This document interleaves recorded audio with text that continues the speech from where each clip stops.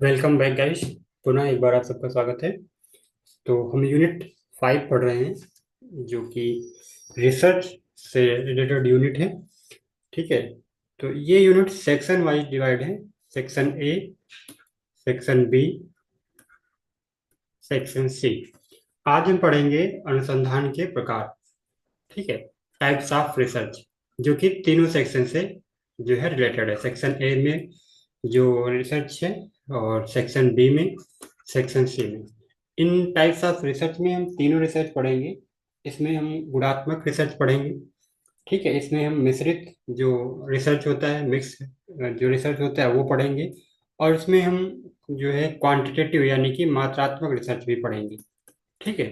मात्रात्मक और गुणात्मक।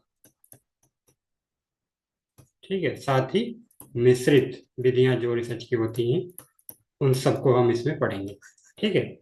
तो ये सेक्शन, मतलब ये जो आज का डिस्कशन का टॉपिक है, टाइप्स ऑफ रिसर्च, ये तीनों सेक्शन से रिलेटेड है। ठीक है। तो आइए स्टार्ट करते हैं।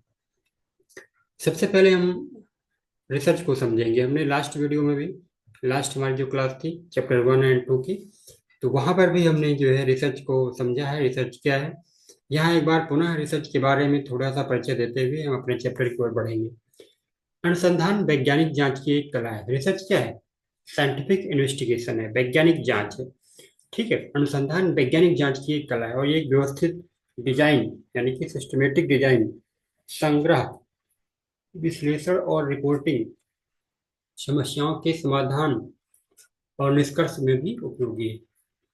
यानी जो रिसर्च है, ये विभिन्न प्रकार से उपयोगी है। पहली बात तो ये सिस्टमेटिक इन्वेस्टिगेशन है। ठीक है। और ये समस्याओं के समाधान और निष्कर्ष में भी उपयोगी है। एक वैज्ञानिक उपक्रम का अर्थ होता है तार्किक और व्यवस्थित तकनीकों के माध्यम से जो है चीजों को देखना। ठीक है। जिसका लक्ष्य होता है नए तथ्यों की खोज करना, पुराने तथ्यों की सत्यापन करना और उनका परीक्षण करना। ठीक है। तो इस प्रकार जो अनुसंधान होता है, जो रिसर्च होता है, वो विभिन्न प्रकार से जो है नई नई चीजों के बारे में, जो पुरानी चीजें पहले से हैं उनको सत्यापित करने। ठीक है। और उनके अनुक्रमों, अंतर संबंधों, कारण संबंधी व्याख्याओं का विश्लेषण करना, ये जो है रिसर्च का मुख्य भाग है, मुख्य कार्य है। नए वैज्ञानिक उपकरण, अवधारणाएं, सिद्धांत विकसित करना भी रिसर्च का कार्य है, जो मानव व्यवहार के वैध और विश्वसनीय अध्ययन की सुविधा प्रदान करते हैं। समाज कार्य अनुसंधान के संदर्भ में जो सामाजिक कार्यकर्ता होता है, इसको ऐसी जानकारी प्रदान करनी होती है जिससे सामाजिक कार्यकर्ताओं को अपने कर्मचारियों, ग्राहकों, कार्यक्रम एजेंसियों को प्रभावित करने वाले निर्णय लेने में जो है अच्छे से सहायता मिल सके, तथा वैकल्पिक हस्तक्षेप या तकनीकों का कार्यक्रम या उद्देश्यों में जो है उचित परिवर्तन या संशोधन किया जा सके। ठीक है। इस वजह से सामाजिक कार्यकर्ता के लिए रिसर्च जो है जरूरी हो जाता है। अब रिसर्च करने की कुछ विधियां होती हैं जिनके माध्यम से रिसर्च किया जाता है। ठीक है। जिसमें से कुछ मात्रात्मक विधियां होती हैं, कुछ गुणात्मक विधियां होती हैं, है ना। तो हम आज यहाँ पर इन तीनों विधियों के बारे में बात करेंगे। जो हमारी मात्रात्मक विधि है, वो सेक्शन ए से रिलेटेड है। ठीक है। सेक्शन ए से रिलेटेड है। जो हमारी गुणात्मक विधि है, वो सेक्शन बी से रिलेटेड है। अभी बताते हैं सेक्शन ए बी क्या है। और थर्ड जो है सेक्शन सी से रिलेटेड है। Section C. एक्चुअली हमारी जो ये यूनिट है, यूनिट 5, ठीक है, तो इसके अंतर्गत जो टॉपिक दिए गए हैं उनको 3 सेक्शन में डिवाइड किया गया है। Section A, section B, section C. ठीक है। तो जो टॉपिक हम इस क्लास में डिस्कस कर रहे हैं वो तीनों सेक्शन से रिलेटेड है। ओके, आई होप आप समझ गए होंगे। सबसे पहले हमें ये देखना है कि मात्रात्मक विधियों में हम क्या पढ़ते हैं। उसके बाद हम एक एक विधियों पर डिस्कस करेंगे। जो मात्रात्मक विधियां होती हैं, यानी कि क्वांटिटेटिव रिसर्च जो होते हैं, इनके अंतर्गत हम पढ़ेंगे डिस्क्रिप्टिव रिसर्च। ठीक है। यानी कि वर्णनात्मक जो है अनुसंधान, वर्णनात्मक अनुसंधान, है ना। इसी प्रकार इसके अंतर्गत हम पढ़ते हैं क्वांटिटेटिव रिसर्च के अंदर, यानी मात्रात्मक अनुसंधान के अंदर हम और क्या पढ़ते हैं? सहसंबंध अनुसंधान, कोरिलेशन। रिसर्च। ठीक है, और इसी के अंतर्गत हम पढ़ते हैं कॉज कंपैरेटिव यानी कि कारण तुलनात्मक रिसर्च। और इसी के अंतर्गत यानी कि मात्रात्मक रिसर्च, मात्रात्मक विधियों के अंतर्गत हम एक्सपेरिमेंटल रिसर्च भी पढ़ते हैं, यानी कि प्रायोगिक अनुसंधान। ठीक है, तो इस प्रकार हमने देखा कि हम मात्रात्मक रिसर्च के अंतर्गत या मात्रात्मक रिसर्च की जो विधियां हैं उसके अंतर्गत कौन कौन सी रिसर्च पढ़ते हैं। इसके बाद हम बात करेंगे क्वालिटेटिव यानी कि गुणात्मक रिसर्च की जो मेथड है, जो विधियां हैं, जो प्रकार हैं, उनमें कौन कौन से आते हैं। तो इसमें हम केस स्टडी को पढ़ते हैं। ठीक है, केस स्टडी। साथ ही इसी के अंतर्गत हम पढ़ते हैं इथनोग्राफी यानी कि नृवंश विज्ञान। चर्चा करेंगे इसके बारे में, ये क्या है डिटेल से। ठीक है, और इसी में हम पढ़ते हैं घटना विज्ञान यानी कि फेनोमेनोलॉजी, घटना विज्ञान। ठीक है, तो इस प्रकार जो है इसमें और भी चीजें हैं, वो हम आगे डिटेल से चर्चा करेंगे। यहाँ पर एक इंट्रोडक्शन भी आपको दे रहे हैं। और इसके बाद जो हमारी मिश्रित विधियां होती हैं, इसमें भी कुछ इसके सब टाइप्स हैं, वो हम पढ़ेंगे। जिसमें से एक होता है अभिसरण समांतर डिजाइन। ठीक है, अभिसरण समानांतर डिजाइन,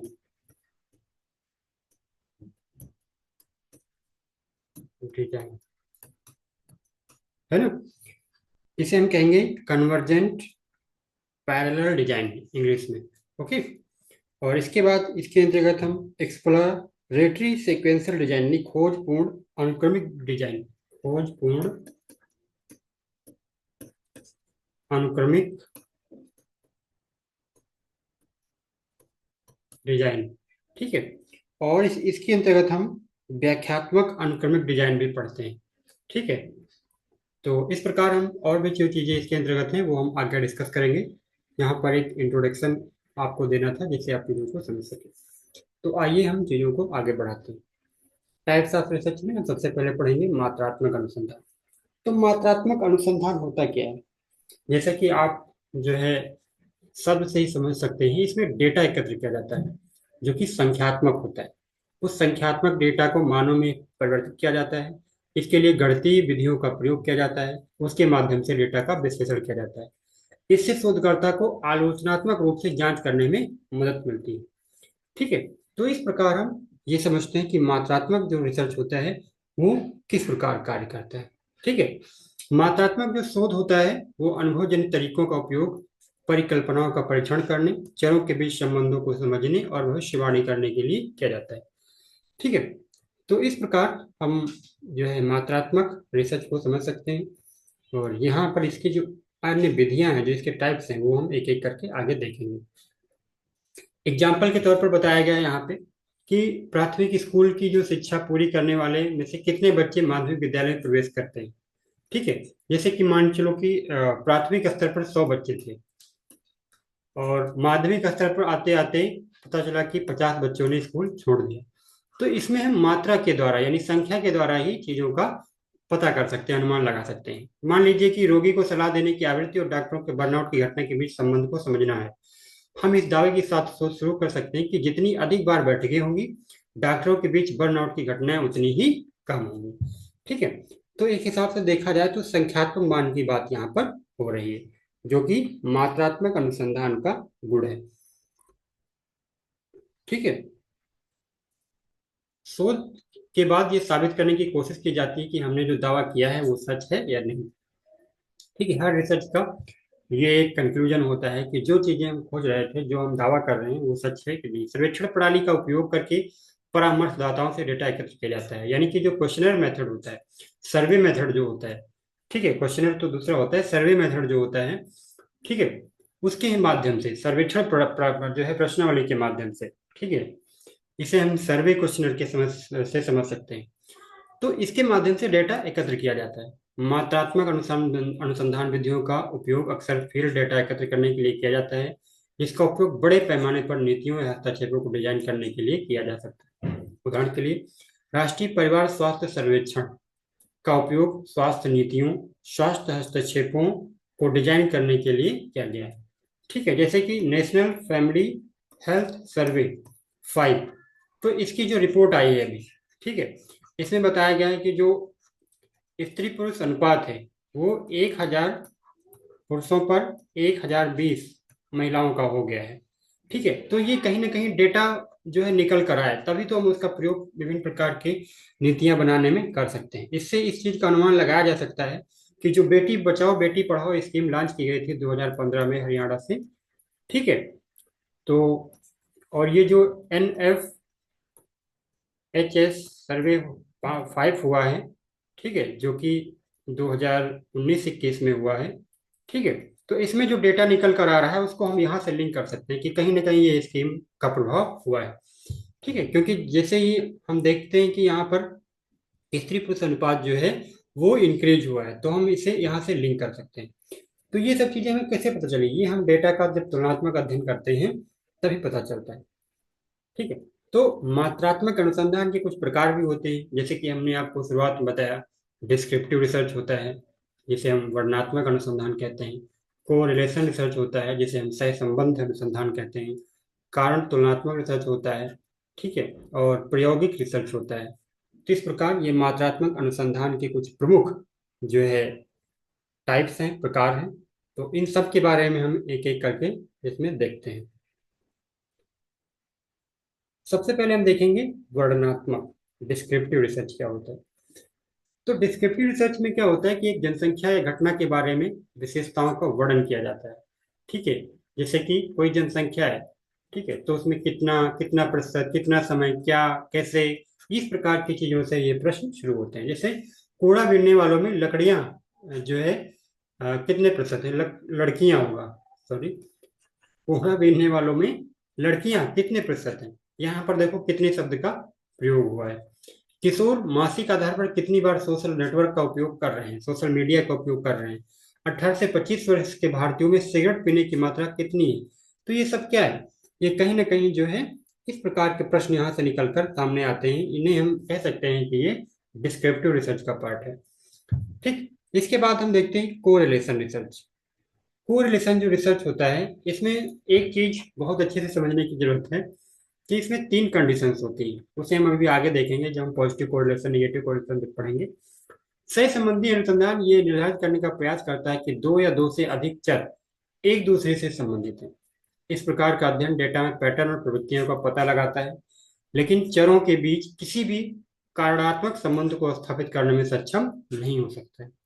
इस वजह से आमतौर पर कहा जाता है कि इस अध्ययन में चरों का कोई हेरफेर नहीं, उनका अध्ययन केवल उनके राज्य में ही किया जाता है। ठीक है, यहाँ पर हमें ये समझना होगा कि ये जो पैटर्न है वो जो है चरों के बीच संबंधों के बारे में बताता है। ठीक है, दो या दो से अधिक जो चर होते हैं वो एक दूसरे से संबंधित हैं या नहीं, ये हमें कोरिलेशन अध्ययन के माध्यम से ही पता चलता है। जैसे कि फॉर एग्जाम्पल यहाँ पर बताया गया है कि धूम्रपान और व्यक्ति की उम्र के बीच क्या संबंध है। धूम्रपान और व्यक्ति के बीच क्या संबंध है। मातृत्व शिक्षा स्तर और परिवार के आकार का बीच का क्या संबंध है। अक्सर देखा गया है जो जो है एजुकेटेड फैमिली होती है वहां पर नंबर ऑफ चिल्ड्रन कम होते हैं। ठीक है, जनरली 2 या 3, इससे ज्यादा। ठीक है, ऐसा जो है नॉर्मल केस में देखा जाता है। हर चीज का अपवाद भी होता है। कुपोषण और पारिवारिक आय स्तर के बीच क्या संबंध है, यानी कि परिवार की आय और कुपोषण के बीच क्या संबंध है। तो इस प्रकार के जो अध्ययन होते हैं वो कोरिलेशन अध्ययन के अंतर्गत हम इनको समझ सकते हैं। याद रखें कि यद्यप हम इस प्रकार के अध्ययन में निर्धारित कर सकते हैं कि कोई रिश्ता दो या दो से अधिक चरों के बीच सकारात्मक या नकारात्मक मौजूद है, पर हम कोई कार्यात्मक संबंध सिद्ध नहीं कर सकते। इस बात को ध्यान में रखते हुए हमें एक अलग प्रकार के अध्ययन डिजाइन का चयन करना होगा। ठीक है, तो हम इस चीज को क्या इसे हम निर्धारित तो कर सकते हैं लेकिन इसे हम सिद्ध नहीं कर सकते। इसके लिए हमें अलग प्रकार से जो है अध्ययन की जरूरत पड़ती है। ठीक है, तो वो अध्ययन कौन सा है, वो है कारण तुलनात्मक अध्ययन। कारण तुलनात्मक अध्ययन का उद्देश्य दो या दो से अधिक चरों के बीच अनौपचारिक संबंध स्थापित करना है। इन्हें अर्ध प्रायोगिक अनुसंधान डिजाइन के रूप में भी जाना जाता है। हालांकि इस प्रकार का अध्ययन डिजाइन प्रायोगिक अनुसंधान के साथ साथ कुछ समानताएं साझा करता है। ये अलग है क्योंकि इस प्रकार के अध्ययन में स्वतंत्र चर में हेरफेर की आवश्यकता नहीं होती है। ठीक है, तो इस प्रकार का जो अध्ययन होता है इसमें स्वतंत्र चर की हेरफेर की आवश्यकता नहीं होती है। यहाँ पर बताया गया है कुछ फेफड़ों के कैंसर पर धूम्रपान का प्रभाव, यानी कि जो कैंसर होते हैं क्या धूम्रपान का उस पर प्रभाव होता है, इस चीज का अध्ययन इसमें किया जाता है। शिक्षा स्तर का आय पर प्रभाव, ठीक है, मानसिक स्वास्थ्य पर गरीबी का प्रभाव, ठीक है, यानी गरीबी का मानसिक स्वास्थ्य पर प्रभाव, इसको हम आपस में कोरिलेट करके, ठीक है, समझ सकते हैं। तो इस प्रकार के जो हमारे रिसर्च होते हैं वो कहीं ना कहीं बेसिक स्तर पर चीज़ों को समझने में मदद करते हैं और एक एक तरह की क्लैरिटी लेकर आते हैं। अर्ध प्रयोगात्मक डिजाइन उन मामलों में विशेष रूप से उपयोगी होते हैं जहां प्रायोगिक अनुसंधान करना व्यवहारिक नहीं है या अनैतिक है। ठीक है, तो ये चीजें अच्छे से काम करती हैं। अब हम बात करते हैं एक्सपेरिमेंटल जो है रिसर्च पर। क्या कहता है एक्सपेरिमेंटल रिसर्च? एक्सपेरिमेंटल रिसर्च जो होता है, यहाँ पर प्रायोगिक अनुसंधान को अक्सर अनुभवजन्य अध्ययन का सच्चा प्रयोग या शरण मानक कहा जाता है। इस प्रकार के अध्ययनों में स्वतंत्र चर में हेरफेर किया गया होता है, ठीक है, कारण संबंधों का आकलन करने और ये निर्धारित करने के लिए इसमें कोई कुछ भिन्नता है या नहीं। आश्रित चर वास्तव में पहचाने गए चर के कारण होता है, न कि बाह्य चर के कारण। सबसे मेन बात यहाँ पर हमें एक्सपेरिमेंटल डिजाइन में यानी एक्सपेरिमेंटल रिसर्च में याद रखना है कि यहाँ पर स्वतंत्र चर में हेरफेर किया जाता है, ठीक है, आश्रित चर में हेरफेर नहीं किया जाता है। प्रायोगिक अनुसंधान के कुछ उदाहरण हैं इसमें कि बच्चों के आत्मसम्मान पर सजा मुक्त शिक्षा का प्रभाव। इस प्रकार की चीजों का हम अध्ययन कर सकते हैं। HIV पॉजिटिव मरीजों पर नई दवा का असर, ठीक है, तो ये भी एक उदाहरण है जिसके माध्यम से हम इसको समझ सकते हैं। अब इसके बाद यहाँ से शुरू होता है गुणात्मक रिसर्च, ठीक है। गुणात्मक रिसर्च के बारे में हमने आपको बताया था कि इसके भी कई सब टाइप्स हैं। उन सब टाइप्स के बारे में हम डिस्कस करेंगे एक एक करके, ठीक है। सबसे पहले गुणात्मक रिसर्च के बारे में थोड़ा देख लेते हैं कि गुणात्मक रिसर्च क्या है ना। तो गुणात्मक शोध अनुसंधान जो संख्याओं पर नहीं बल्कि घटनाओं और प्रक्रियाओं के अर्थ पर ध्यान केंद्रित करता है, ठीक है। अभी हमने जो पढ़ा जिसे हम क्वांटिटेटिव रिसर्च कहते हैं, ठीक है, जो हमने अभी पढ़ा वो स्ट्रक्चर्ड वे में होता है, ठीक है, स्ट्रक्चर्ड वे में होता है। लेकिन ये जो रिसर्च होता है क्वालिटेटिव, ये अनस्ट्रक्चर्ड वे में होता है, ठीक है। तो इस प्रकार जो ये दोनों में डिफरेंस है हम समझ सकते हैं इसे। गुणात्मक शोध अनुसंधान जो संख्याओं पर नहीं बल्कि घटनाओं और प्रक्रियाओं के अर्थ पर ध्यान केंद्रित करता है, जबकि क्वांटिटेटिव वाला जो रिसर्च था जिसे हम मात्रात्मक अनुसंधान कहते थे वो संख्याओं पर ध्यान केंद्रित करता है, लेकिन ये संख्याओं पर नहीं बल्कि घटनाओं और प्रक्रियाओं के अर्थ पर ध्यान केंद्रित करता है, ठीक है। गुणात्मक अनुसंधान का एक संक्षिप्त इतिहास यहाँ पर दिया गया है जिसके माध्यम से हम चीजों को और अच्छे से क्लियर करते हैं, ठीक है। जैसे यहाँ की बताया गया है 19वीं और 20वीं शताब्दी में जब इसकी शुरुआत होती है, किसकी, इस प्रकार के अध्ययन की, रिसर्च की,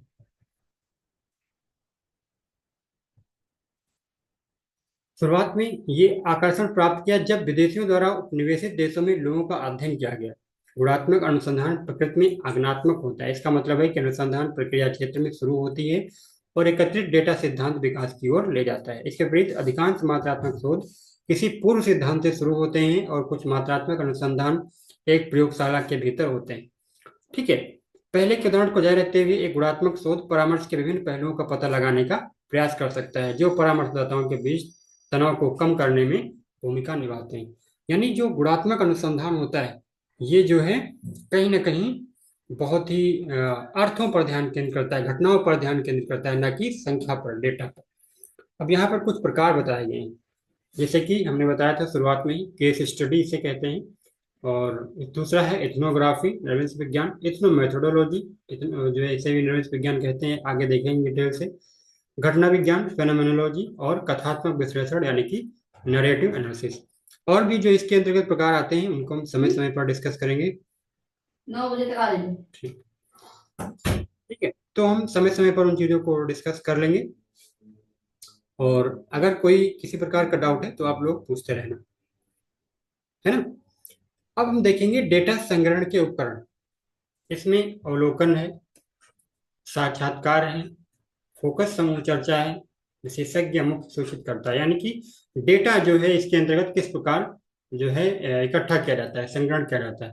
तो ये सब डेटा जो है इकट्ठा करने के मेथड हैं। इन सब के बारे में हम साक्षात्कार पर हमने डिस्कस कर लिया है, आगे भी डिस्कस करेंगे। फोकस समूह चर्चा पर भी डिस्कस करेंगे, ठीक है। ऑब्जर्वेशन पर बहुत अच्छे से हम डिस्कस करेंगे आगे के आने वाले चैप्टर्स में, ठीक। तो ये सब हमारे जो है डिस्कशन के पार्ट होंगे आने वाले चैप्टर्स में, ठीक है। यहाँ पर हमें इन्हें इतना समझना है कि डेटा संग्रह के उपकरण है। अब केस स्टडी देख लेते हैं। What is the case study? Case studies गुणात्मक शोध के अंतर्गत आता है, ठीक है, क्योंकि वे एकाधिक दृष्टिकोण विकसित करने की अनुमति देते हैं। ये एक व्यापक अवधि में एकत्र किए गए डेटा के साथ नमूने की एक वर्णनात्मक समग्र तस्वीर देते हैं। एक केस स्टडी में व्यक्ति, भूमिका या व्यवसाय, संगठन, समुदाय, यहाँ तक कि देश भी शामिल हो सकते हैं। यानी कि केस स्टडी का संबंध केवल व्यक्ति से नहीं होता है, ये एक पूरे राज्य पे लागू हो सकती है। एक राज्य को हम एक केस स्टडी के रूप में देख सकते हैं, ठीक है, एक संगठन को भी देख सकते हैं, एक देश को भी शामिल इसमें कर सकते हैं। जैसे कि केरल का जो एजुकेशन मॉडल है, ठीक है, तो केरल को एज ए केस स्टडी हम लागू कर सकते हैं एजुकेशन के सेक्टर अन्य राज्यों में, ठीक है। तो केरल को हम एक केस स्टडी के तौर पर देख सकते हैं। इसमें जो कदम उठाए गए हैं, जो नीतियां बनाई गई हैं, जो लिटरेसी 100% प्राप्त की गई है, तो ऐसा जो इसकी इस राज्य ने जो नीतियां बनाई हैं उनको अन्य राज्यों में लागू करके भी हम लिटरेसी को अच्छे से कवर कर सकते हैं, ठीक है। तो केस स्टडी को हम इस प्रकार समझ सकते हैं।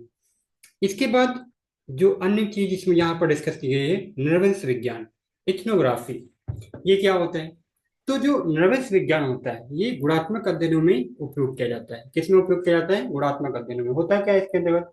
तो इस अनुसंधान का उद्देश्य यथासंभव सटीक रूप से विभिन्न तरीके से समूहों के जीवन के पर्सपेक्टिव को समझना, उसको रिकॉर्डिंग करना, दूसरे शब्दों में समुदाय की संस्कृति और व्यवहार के बीच संबंधों का अध्ययन करना। नृवंश विज्ञान में अनुसंधान की प्रक्रिया में किसी विशेष समुदाय की जो एक संस्कृति साझा करते हैं के संबंध में गहन क्षेत्रीय कार्य और अवलोकन किया जाता है, ठीक है। तो इस प्रकार की चीजें यहाँ निकल कर आती हैं। और यहाँ पर क्या होता है, विशेष तौर पर यहाँ समुदाय की संस्कृति और व्यवहार के बीच के संबंध का अध्ययन किया जाता है, ठीक है। तो ये चीज हमें समझना है। नृवंश विज्ञान में अनुसंधान की प्रक्रिया में किसी विशेष समुदाय जो एक संस्कृति साझा करता है के संबंध में गहन क्षेत्रीय कार्य और अवलोकन भी शामिल है। तो इस प्रकार इथनोग्राफी में जो चीजें होती हैं वो हमने आपके साथ डिस्कस की। अब हम यहाँ पर बात करेंगे नृवंश विज्ञान यानी कि इथनो मेथोडोलॉजी। तो इथनो मेथोडोलॉजी क्या है? तो ये शब्द किसने दिया है? हेराल्ड गारफिंकल ने ये शब्द दिया है। इसमें क्या होता है? नृवंश विज्ञान लोगों की वस्तुनिष्ठ वास्तविकता की भावना सृजित करने और बनाए रखने के लिए लोगों के दैनिक जीवन के अभ्यास या प्रक्रियाओं का अध्ययन करता है। यहाँ पर इस चीज को हमें ध्यान रखना है, ये दैनिक जीवन के अभ्यास और प्रक्रियाओं का अध्ययन करता है। ये लोगों के सदस्यों की उनके रोजमर्रा की जिंदगी के आचरण का उपयोग किए जाने वाले सामान्य ज्ञान तर्क के व्यवहारिक विधियों का अध्ययन करता है, ठीक है। जो विधियां होती हैं इसके माध्यम से चीजों का अध्ययन किया जा रहा है उनका ये क्या करता है? अध्ययन करता है, ठीक है। और रोजमर्रा की जिंदगी में जो आज हो रहे हैं उनके बारे में जानकारी इकट्ठा करता है, ठीक है, ताकि जो अध्ययन का उद्देश्य है वो प्राप्त किया जा सके।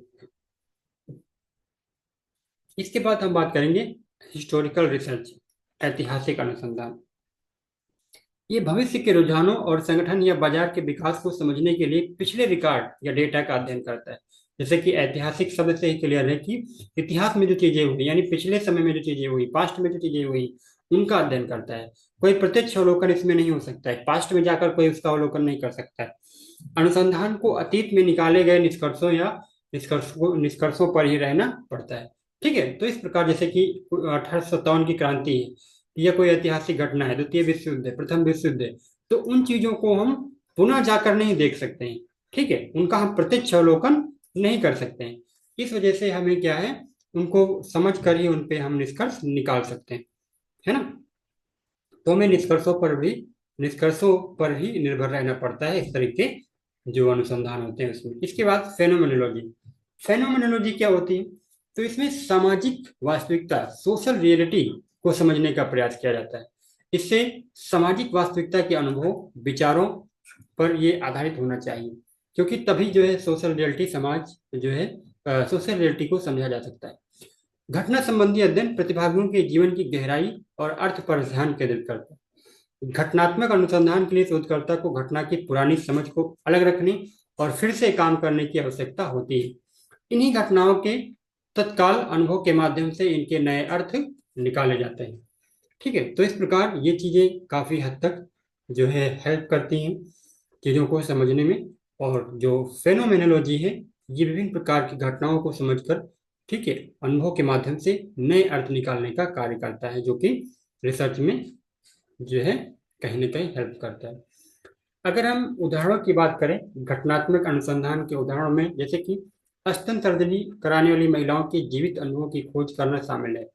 बड़ी सर्जरी से गुजर रहे किसी पेशेंट की प्रतीक्षा कर रहे परिवार के सदस्यों के जीवंत अनुभव को इसके अंतर्गत एक घटना के तौर पर उसे समझने की के लिए प्रयोग किया जा सकता है। कथात्मक विश्लेषण, यहाँ पर क्या होता है कि इस पद्धति का उद्देश्य लक्ष्य डेटा को कथात्मक रूप में एकत्रित करना और मानवीय अनुभव को समझने के लिए उसकी व्याख्या करना। जैसे कि शब्द से ही जो है क्लियर हो रहा है, कथात्मक विश्लेषण यानी कि जो स्थिति है, जो घटना है, उसको उसके बारे में चीजों को समझना, डेटा को एकत्रित करना और मानवीय अनुभव को समझने के लिए उसकी व्याख्या करना। ठीक है। एक कथा यानी जो है नरेटिव के मोटे तौर पर तीन भाग होते हैं। पहला भाग पाठकों को अध्ययनधीन यानी कि अध्ययन अधीन विषय और संदर्भ की ओर उन्मुख करना है, जिससे कि वो पढ़ने में रुचि विकसित कर सके। ठीक है। दूसरा भाग कहानी का कथानक है, विशेष संबंधित अनुभवों को वर्णनात्मक शैली में विस्तार से बताना। और तीसरा भाग है कहानी का निष्कर्ष। ठीक है। तो ये तीन अलग अलग पार्ट होते हैं। लास्ट वाला जो पार्ट होता है उसमें निष्कर्ष होता है। ठीक है। और पहला जो पार्ट होता है वो विषय के बारे में होता है, जिस चीज के बारे में पाठक को बताने का प्रयास किया जा रहा है। तो ये इस प्रकार का रिसर्च है। इसके बाद हम एक रिसर्च बहुत ही इंपॉर्टेंट है जो एग्जाम में बार बार पूछा जाता है, जिसे हम फंडामेंटल या प्योर और बेसिक रिसर्च यानी कि इसे हम बेसिक रिसर्च भी कहते हैं, इसे हम फंडामेंटल रिसर्च भी कहते हैं, इसे हम प्योर रिसर्च भी कहते हैं। यानी कि इसे शुद्ध, मौलिक या बुनियादी। शुद्ध यानी कि प्योर, मौलिक यानी कि फंडामेंटल और बुनियादी यानी कि बेसिक। यानी कि एक ही रिसर्च के ये तीन अलग अलग नाम हैं। ठीक है। तो इसे हम अच्छे से समझ लेते हैं, क्योंकि ये कई बार अलग अलग नाम होते हैं तो कंफ्यूजन हो जाता है। तो आज ये आपका कंफ्यूजन दूर हो जाएगा। इसे शुद्ध, मौलिक या आधारभूत अनुसंधान भी कहा जाता है। ये लागू करने या अभ्यास करने के किसी इरादे के बिना ज्ञान के लिए किया गया शुद्ध, मौलिक, बुनियादी शोध है। यानी कि इस उद्देश्य, इस जो रिसर्च होता है, ये इसका उद्देश्य होता है नॉलेज इनहेंस करना, नॉलेज बढ़ाना। व्यवहारिक समस्याएं सीधे तौर पर शामिल इसमें नहीं होती। इसका संबंध घटना के विषय में अधिक जानकारी इकट्ठा करना, प्राकल्पना तथा सिद्धांतों का विकास और परीक्षण से है।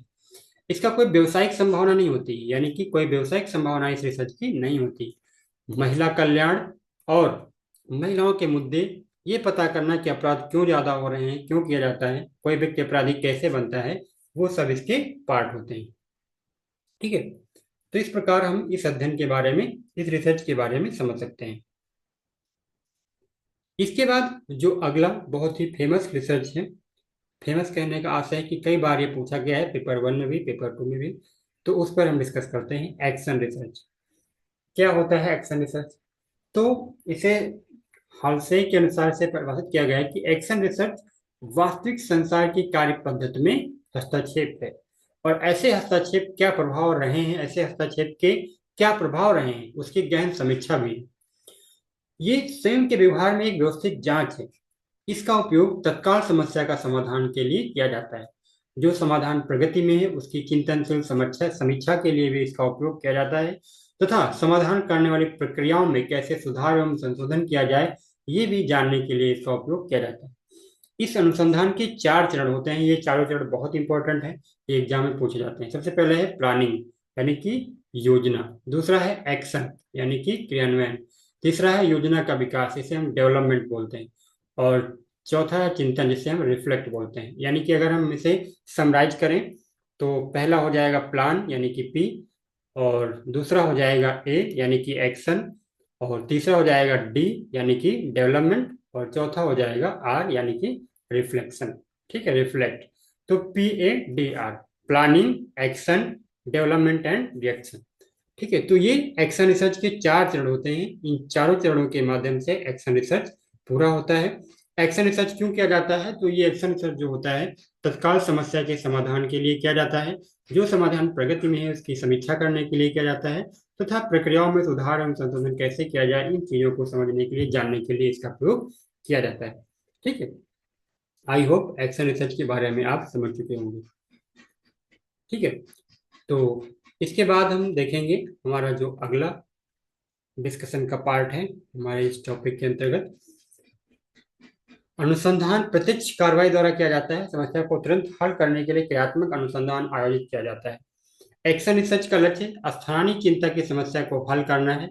लोगों को समुदाय के प्रशिक्षण की तरह थोड़े से प्रशिक्षण की आवश्यकता होती है, जैसे एक एनजीओ की जागरूकता मुहिम। ठीक है, तो इस प्रकार ये एग्जाम्पल यहाँ पर बताया गया है एक्शन रिसर्च का। हमने जो ऊपर समझाया है वहां से आपके डाउट सारे क्लियर हो जाएंगे। ठीक है, इसके बाद है अप्लाइड रिसर्च। अप्लाइड रिसर्च क्या होता है? अप्लाइड रिसर्च से तात्पर्य वैज्ञानिक अध्ययन और अनुसंधान से है, जो कि व्यवहारिक समस्याओं का समाधान करना चाहता है।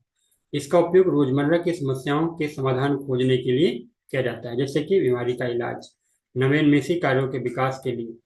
ठीक है, मनोवैज्ञानिक जो मानवीय कारकों या औद्योगिक संगठनात्मक क्षेत्रों में काम करते हैं, अक्सर इस प्रकार के अनुसंधान का उपयोग करते हैं और सिद्धांतों का परीक्षण करते हैं। ठीक है, हार्टन एवं हंट ने परिभाषित करते हुए बताया है कि ये अनुसंधान व्यवहारिक समस्याओं के समाधान के लिए वैज्ञानिक ज्ञान के प्रयोग के तरीकों की खोज है। ये अनुसंधान बड़े पैमाने पर किया जाता है, अतः ये महंगा होता है। इसलिए यह प्रायः सरकार, सार्वजनिक निगम, ठीक है, विश्व बैंक आदि किन्हीं वित्तीय एजेंसियों के समर्थन से किया जाता है। ठीक है, क्योंकि महंगा होता है, बड़े स्तर पर किया जाता है, तो इसमें जो है विभिन्न प्रकार की जो बड़े फाइनेंशियल सपोर्ट दे सकने वाले जो क्षेत्र होते हैं उनके माध्यम से ये किया जाता है। ठीक है, इसमें सरकार भी हो सकती है, विश्व बैंक भी हो सकता है, कोई निगम भी हो सकता है, ये सब चीजें हो सकती हैं। एक्सप्लोरेटरी रिसर्च, खोजपूर्ण अनुसंधान आमतौर पर गुणात्मक डेटा उत्पन्न करता है। यानी कि जो खोजपूर्ण अनुसंधान, एक्सप्लोरेटरी जो रिसर्च है, ठीक है, वो क्या करता है? वो कहीं ना कहीं गुणात्मक डेटा उत्पन्न करता है। कुछ मामलों में जहां अध्ययन का नमूना बड़ा है और डेटा सर्वेक्षण का और प्रयोग के माध्यम से एकत्र किया गया है, खोजपूर्ण अनुसंधान मात्रात्मक हो सकता है। यानी कि जो खोजपूर्ण अनुसंधान है, ये क्या होता है? आमतौर पर गुणात्मक डेटा उत्पन्न करता है, लेकिन जहां पर सर्वेक्षण का प्रयोग किया गया है, ठीक है, वहां पर कहीं कहीं ये मात्रात्मक भी हो सकता है। ठीक है, इसी वजह से इसे हम उसमें पढ़ते हैं, किसमें? मिक्स्ड, जो हमारी रिसर्च के मेथड होते हैं उसमें पढ़ते हैं एक्सप्लोरेटरी सेक्वेंशियल डिजाइन। क्या पढ़ते हैं? एक्सप्लोरेटरी सेक्वेंशियल डिजाइन, जो कि मिक्स्ड रिसर्च का पार्ट है। ठीक है, तो यहाँ पर भी हम उस चीज को समझ सकते हैं कि यहाँ पर ये गुणात्मक डेटा तो उत्पन्न करता है, लेकिन ये जो है मात्रात्मक हो सकता है। किसी मुद्दे स्थिति की अंतर्दृष्टि और समझ प्रदान करना इसका कार्य है। अक्सर द्वितीयक अनुसंधान पर डाटा निर्भर करता है, जैसे कि उपलब्ध साहित्य और डेटा की समीक्षा करना, या गुणात्मक दृष्टिकोण जैसे उपभोक्ताओं के साथ अनौपचारिक चर्चा, विचार मंथन, विशेषज्ञों के साथ साक्षात्कार, एक लघु सर्वेक्षण को सोशल मीडिया नेटवर्किंग वेबसाइट पर पोस्ट करना, अधिक औपचारिक दृष्टिकोण के माध्यम से जैसे गहन साक्षात्कार, फोकस समूह के केस अध्ययन, पायलट अध्ययन। ठीक है, तो इस प्रकार की चीजें इसके अंतर्गत की जाती हैं, जो है निष्कर्ष तक पहुंचने के लिए, है। इस वजह से इसे हम मिक्स्ड रिसर्च के अंतर्गत भी पढ़ते हैं, एक्सप्लोरेटरी सीक्वेंशियल डिजाइन के तहत। यहाँ पर हम इसे इस प्रकार समझ सकते हैं, जैसा कि मैंने अभी डिस्कस किया। और ये तब किया जाता है जब जो है समस्या अस्पष्ट ना हो, यानी कि अस्पष्ट हो। किसी विशेष मुद्दे या घटने का अन्वेषण करना, इसमें आमतौर पर दो या दो से अधिक चर शामिल होते हैं। ठीक है, क्या ग्रामीण बिहार में मातृ शिक्षा और बच्चों के स्कूल पूरा होने के बीच कोई संबंध है? ठीक है, इसका अध्ययन का उपयोग शैक्षिक व्यवस्था की कार्यप्रणाली में कमियां, राजनीतिक अभिजात वर्ग में भ्रष्टाचार, पुलिस द्वारा की जाने वाली ज्यादतियां, ग्रामीण निरंतरता जैसे कुछ दीर्घकालीन समस्याओं के लिए भी उपयुक्त होता है। यानी कि इस प्रकार का जो रिसर्च होता है वो इस प्रकार से कार्य करता है ना। अब हम बात करेंगे मिक्स्ड मेथड। जो मिक्स्ड विधियां होती हैं रिसर्च की, वो कौन कौन सी होती है, उन पर डिस्कस करेंगे। तो मिश्रित पद्धतियों के शोध में गुणात्मक और मात्रात्मक दोनों तरह के डेटा होते हैं, इसी वजह से इसे हम मिक्स्ड विधियां कहते हैं। ठीक है, और इन दोनों का विवेकपूर्ण यानी कि बहुत ही बुद्धिमत्तापूर्ण मिश्रण होता है, और एक ही शोध में इन दोनों विधियों का मिश्रण होता है।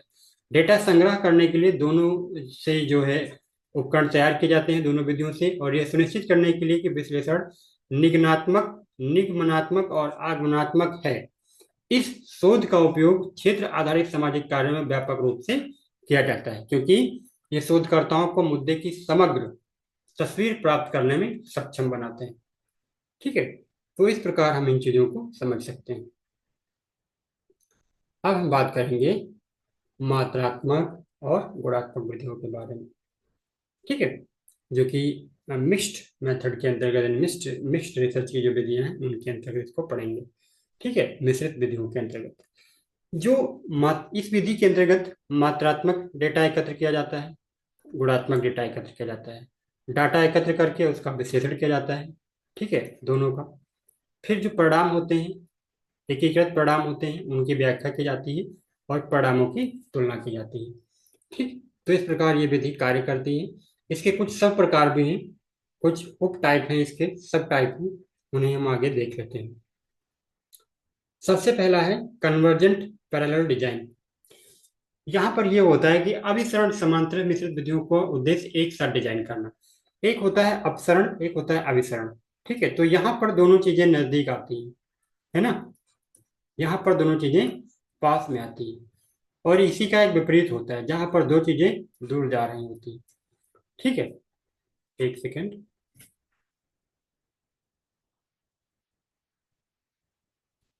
हम्म तो हम इसे साइन के द्वारा आपको समझाने की कोशिश करते हैं कि अभिसरण होता है क्या है।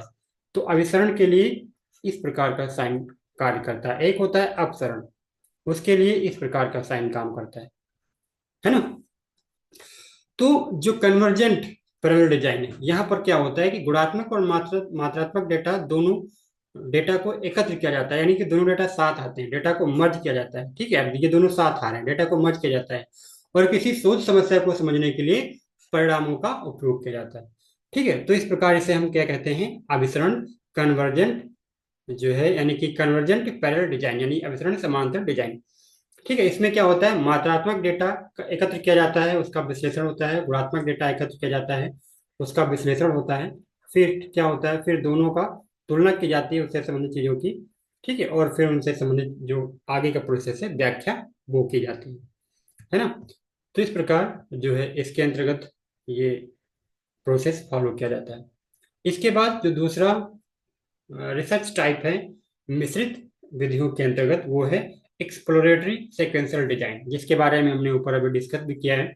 तो एक खोजपूर्ण अनुक्रमिक मिश्रित विधि विधि डिजाइन में किसी घटना का पता लगाने के लिए पहले गुणात्मक डेटा एकत्र करने की प्रक्रिया शामिल होती है। फिर गुणात्मक डेटा में पाए गए संबंध को समझाने के लिए मात्रात्मक डेटा एकत्र किया जाता है। ठीक है, फिर किसी घटना का पता लगाया जाता है, और ये रणनीति किसी नए उपकरण को विकसित और परीक्षण करते समय भी उपयोगी हो सकती है। ठीक है, यानी गुणात्मक डेटा एकत्र किया गया, संग्रह, उसका संग्रहण किया गया, विश्लेषण किया गया, जिससे कुछ चीजें पता चली, फिर उनको जो है उनको समझने के लिए मात्रात्मक डेटा इकट्ठा किया गया और फिर उसकी व्याख्या की गई। ठीक, तो इस प्रकार ये क्रम जो है इसमें प्रोसेस फॉलो किया जाता है, किसमें, एक्सप्लोरेटरी सीक्वेंशियल डिजाइन। ठीक है, जब हमने एक्सप्लोरेटरी रिसर्च पढ़ा तो वहां पर भी हमने देखा कि वहां पर भी मात्रात्मक और गुणात्मक दोनों लक्षण उसमें पाए जाते थे। ठीक है, इसके बाद जो अगला रिसर्च टाइप है इसी के अंतर्गत, मिश्रित विधियों के अंतर्गत, यानी मिश्रित रिसर्च के अंतर्गत, मिक्स्ड रिसर्च के अंतर्गत एक व्याख्यात्मक अनुक्रमिक डिजाइन टाइप है इसका, एक्सप्लेनेटरी सीक्वेंशियल डिजाइन। इसमें होता क्या है कि एक व्याख्यात्मक अनुक्रमिक मिश्रित विधि डिजाइन में पहले मात्रात्मक डेटा एकत्र किया जाता है और फिर गुणात्मक डेटा एकत्र किया जाता है, और फिर उसके बाद मात्रात्मक परिणामों को समझाने या विस्तृत करने में सहायता करते हैं। ठीक है, इस प्रकार दो डेटा जो होते हैं वो मात्रात्मक परिणामों को समझाने या विस्तृत करने में सहायता उत्पन्न करते हैं। इसका उद्देश्य क्या है, क्यों ऐसा किया जाता है, मात्रात्मक अध्ययन के निष्कर्ष में सहायता के लिए गुणात्मक परिणामों का उपयोग किया जाता है। यानी कि मात्रात्मक डेटा एकत्र किया गया, ठीक है, उसका विश्लेषण किया गया, इसके साथ जो चीजें निकल कर आई उन्हें समझने के लिए गुणात्मक डेटा एकत्र किया गया और फिर उसकी व्याख्या की गई। तो इस प्रकार ये चीजें कार्य करते हैं, ये प्रोसेस इसमें फॉलो किया जाता है। याद रहे हम पढ़ रहे हैं मिक्स्ड रिसर्च, यानी कि मिश्रित विधियां। इसके बाद एम्बेडेड डिजाइन। एम्बेडेड डिजाइन का मतलब होता है सन्निहित, अंतर्निहित जो है रिसर्च। एम्बेडेड डिजाइन मात्रात्मक और गुणात्मक को एक साथ लाता है, क्रमिक रूप से एकत्र करने के लिए है। इसी वजह से इसे अंतर्निहित या जो है संबंधित के रूप में भी समझ सकते हैं। तो ये क्या करता है, मात्रात्मक और गुणात्मक को एक साथ या क्रमिक रूप से एकत्र करता है, लेकिन डेटा का एक रूप डेटा के अन्य स्वरूप को चलाने के लिए सहायक की भूमिका निभाता है। ठीक है, हेल्पर की भूमिका निभाता है। तो इस प्रकार हम समझ सकते हैं कि मात्रात्मक या गुणात्मक डाटा संग्रहित किया जाता है, उसका विश्लेषण किया जाता है। मात्रात्मक गुणात्मक डाटा संग्रहण और विश्लेषण पहले के दौरान बाद में, यानी कि इन दोनों का संग्रहण किया जाता है, इसके बाद एक जो है वो क्या करता है, सहायक की भूमिका निभाता है ना। तो इसे हम इस प्रकार से समझ सकते हैं। तो ये कुछ जो है रिसर्च के टाइप थे जो हमने पढ़े। मिक्स्ड रिसर्च के टाइप पढ़े, क्वांटिटेटिव रिसर्च के टाइप पढ़े, क्वालिटेटिव रिसर्च के टाइप पढ़े। अब हम मेथड देखते हैं और मेथोडोलॉजी देखते हैं। क्या अंतर होता है मेथड में यानी पद्धति में और मेथोडोलॉजी यानी कि कार्यप्रणाली में। जो कार्यप्रणाली है वो क्या है, इसका सबसे सामान्य अर्थ अनुसंधान विधियों का अध्ययन है। जो अनुसंधान विधियां हैं जिसके माध्यम से अनुसंधान किया जा रहा है उनका अध्ययन इसके अंतर्गत किया जाता है, मेथोडोलॉजी के अंतर्गत। व्यवस्थित रूप से किसी अध्ययन क्षेत्र में प्रयोग की जाने वाली विधियों के विश्लेषण को कार्य प्रणाली कहते हैं। इसमें वैज्ञानिक जानकारी पर नहीं बल्कि उस जानकारी को प्राप्त करने के लिए जिन सिद्धांतों, तकनीकों और प्रणालियों को प्रयोग किया गया है उन पर दृष्टि डाली जाती है। उदाहरण के लिए यदि पृथ्वी के वायुमंडल में आर्गन गैस की मात्रा का अनुमान लगाना हो तो प्रणाली विज्ञान में यानी कि मेथोडोलॉजी में इस मात्रा और उसके अर्थ पर केंद्रित होने के स्थान पर इस बात का जो है अनुमान लगाने की विधियां और उपकरणों का अध्ययन किया जाता है। यानी कि जो आर्गन गैस है उसका अनुमान लगाने की जो विधियां थी, जो उपकरण थी, उनका अध्ययन किया जाता है। कार्यप्रणाली वैज्ञानिक जांच का तर्क है। कार्यप्रणाली उस दर्शन को कहते हैं जिस पर अनुसंधान आधारित होता है। ठीक है, अनुसंधान किससे किया गया है, कौन सी विधि का प्रयोग किया गया है, उसका अध्ययन इसमें किया जाता है। ठीक है, तो इसे कहते हैं मेथोडोलॉजी। मेथड क्या होता है उसको भी समझ लेते हैं। ठीक है, मेथड यानी कि पद्धति या विधि।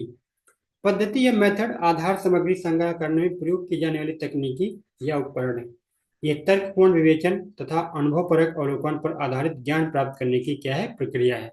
ये एक प्रक्रिया है, ये एक विधि एक निश्चित लक्ष्य को प्राप्त करने के लिए एक संरचित प्रक्रिया है, जैसे ज्ञान प्राप्त करना या ज्ञान के दावों को सत्यापित करना। इसमें आमतौर पर विभिन्न चरण शामिल होते हैं, जैसे एक नमूना चुनना, इस नमूने से डेटा एकत्र करना और डेटा की व्याख्या करना। नमूना का मतलब होता है सैंपल। ठीक है, सैंपल, है ना।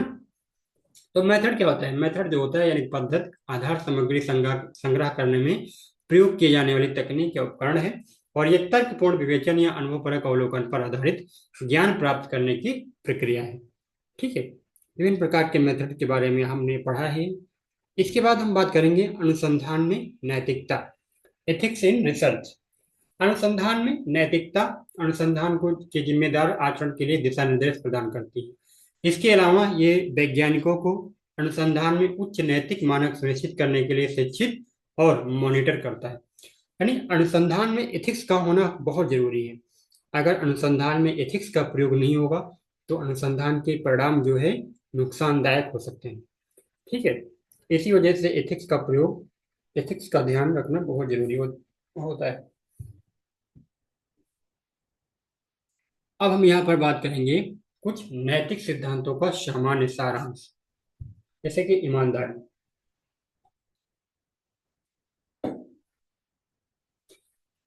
ठीक है, ईमानदारी के अंतर्गत देखते हैं कि जब रिसर्च होता है तो रिसर्च में डेटा का प्रयोग होता है, उसके परिणाम आते हैं।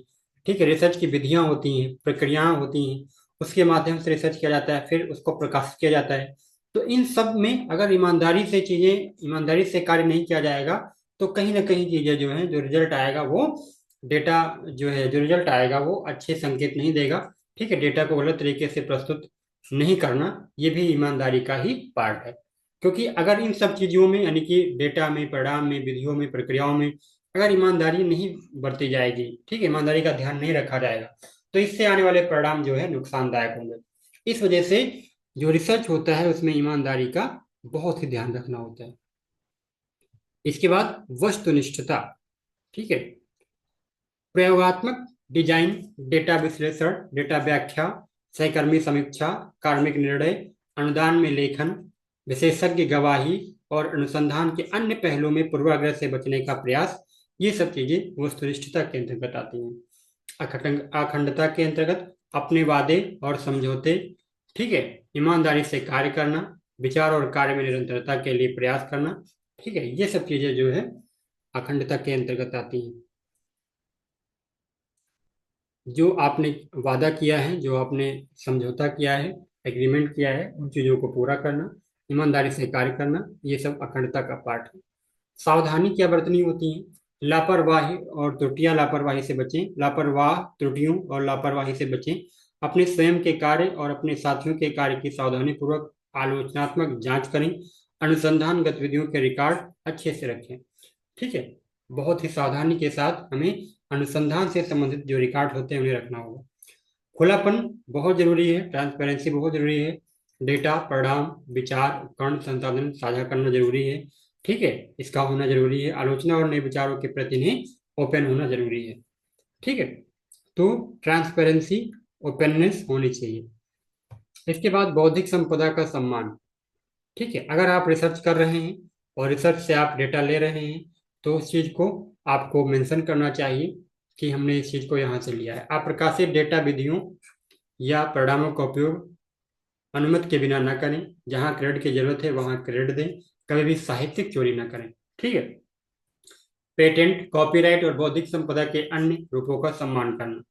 इसके बाद है गोपनीयता। संचार जैसे प्रकाशन के प्रस्तुत कागजात या अनुदान, कर्मियों और व्यक्तिगत रिकॉर्ड, व्यापार या सैन्य रहस्य, रोगी के रिकॉर्ड को सुरक्षित रखें। यानी कि आप रिसर्च के दौरान बहुत सारी जानकारी प्राप्त करते हैं तो उन जानकारियों का जो है अनुचित प्रयोग न करें, गोपनीयता का ध्यान रखें। ठीक है। इसके बाद जिम्मेदार प्रकाशन, जिम्मेदार मार्गदर्शन। दो चीजें यहाँ पर है, प्रकाशन और मार्गदर्शन। अनुसंधान और छात्रवृत्ति को आगे बढ़ाने के लिए प्रकाशित करें, न कि केवल अपने करियर को आगे बढ़ाने के लिए। फिजूल और डुप्लीकेट प्रकाशन से बचें। छात्रों को शिक्षित करने, मार्गदर्शन देने, सलाह देने में सहायता करें। उनके कल्याण को बढ़ावा दें, उन्हें अपना स्वयं का निर्माण करने की अनुमति दें। इसके बाद सहकर्मियों का सम्मान। अपने सहकर्मियों का सम्मान करें, उनके साथ उचित व्यवहार करें। ठीक है। अनुसंधान सार्वजनिक शिक्षा आदि के माध्यम से सामाजिक भलाई को बढ़ावा देने और सामाजिक नुकसान को रोकने या कम करने का प्रयास करने की बात करता है। ठीक है, यानी कि सामाजिक जिम्मेदारी भी होती है। अनुसंधान के माध्यम से जो चीजें निकल कर आती हैं उससे सोशल गुड जो है होना चाहिए। ठीक है, सामाजिक अनुदान जो होते हैं, सामाजिक अनुसंधान, ठीक है, वो अनुसंधान सार्वजनिक शिक्षा के माध्यम से सामाजिक भलाई को बढ़ावा देने और सामाजिक नुकसान को रोकने या कम करने का प्रयास करें, इस प्रकार के वो हो। ठीक है। इसके बाद गैर भेदभाव, यहाँ पर गैर भेदभाव को बहुत फोकस किया गया है। ठीक है, इसे भी समझने की जरूरत है। इसके अंतर्गत बताया गया है गैर भेदभाव के तहत कि किसी प्रकार की लिंग, जात, जातीयता या अन्य कारकों के आधार पर सहकर्मियों या छात्रों के खिलाफ भेदभाव से बचें। उनकी वैज्ञानिक क्षमता और अखंडता से संबंधित नहीं है। ठीक है, यानी इस प्रकार की चीजें उनकी वैज्ञानिक क्षमता और अखंडता से संबंधित नहीं है। हमें इस प्रकार की चीजों यानी लिंग, जाति, जातीयता, इन सब चीजों से बचना चाहिए। ठीक है। तो जैसा कि हमारे संविधान में भी इन चीजों के बारे में जिक्र किया गया है, अनुच्छेद जो 15 है, आर्टिकल 15, वो धर्म, वंश, लिंग, जाति आदि के आधार पर भेदभाव का निषेध करता है। भेदभाव निषेध उसमें बताया गया है। इसके अलावा जो हमारा आर्टिकल 17 है, ठीक है, वो भी क्या कहता है, अस्पृश्यता के अंत की बात करता है। अस्पृश्यता के अंत की बात करता है ना। तो इस प्रकार हमारे संविधान में भी विविध प्रकार के प्रावधान किए गए हैं। अस्पृश्यता निवारण अधिनियम भी 1955 में आया है। तो इस प्रकार की चीजें हमें एथिक्स के माध्यम से रिसर्च में भी उनका ध्यान रखना होता है, जिसे हम एथिक्स रिसर्च के, ठीक है, रिसर्च में एथिक्स, अनुसंधान, नैतिकता, इन सब चीजों के माध्यम से चीजों को समझ सकते हैं। तो अगर किसी प्रकार का कोई डाउट हो तो आप जरूर पूछें, कमेंट करें। ठीक है, तो हमारी आज की वीडियो में इतना ही है। Thank you for watching the video. Thank you so much.